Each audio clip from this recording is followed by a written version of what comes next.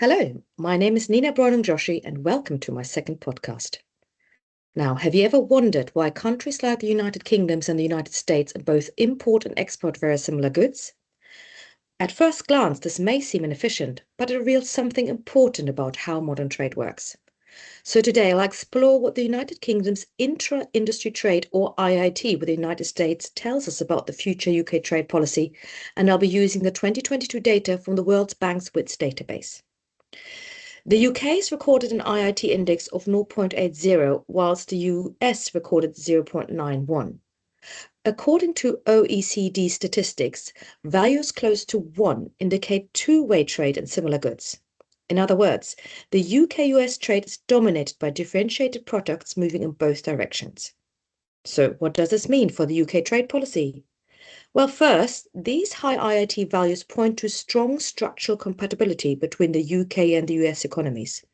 Both specialize in high-value sectors such as pharmaceuticals, aerospace, and specialized machineries, where companies compete through product differentiation. UK government reports highlight these as strategic strength. This suggests that UK trade policy should prioritize deeper engagement with economies that share similar industrial profiles. Secondly, high inter-industry trade is linked to lower adjustment costs. UCIT and Salvador argue that IIT reduces disruption from trade liberalization because firms remain within the same industries rather than being displaced. As a result, agreements with countries like the US are more politically feasible, with fewer clear winners and losers. A third point is that the findings emphasize the importance of innovation.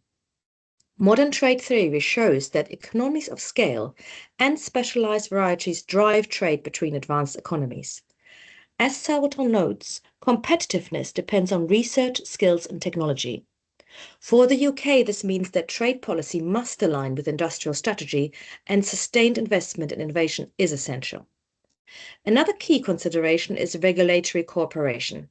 When the countries trade similar goods, non-tariff barriers such as differing standards or certification rules can restrict trade more than tariffs. The OECD highlights this as a major issue, and future UK and US negotiations should focus on aligning regulations and supporting trades in services and digital sectors.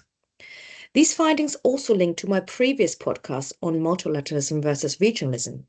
High IIT with the US suggests the UK benefits most from deep, rules-based partnerships with advanced economies, where regulatory alignment matters more than tariff reductions. This supports pursuing high-quality bilateral or regional agreements. Finally, these results challenge the classical view that trade is driven mainly by comparative advantage. The UK-US relationship shows that modern trade is driven by product differentiation, economies of scale, and consumer demand for variety.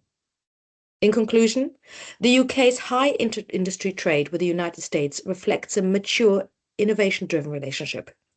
The policy implications are very clear.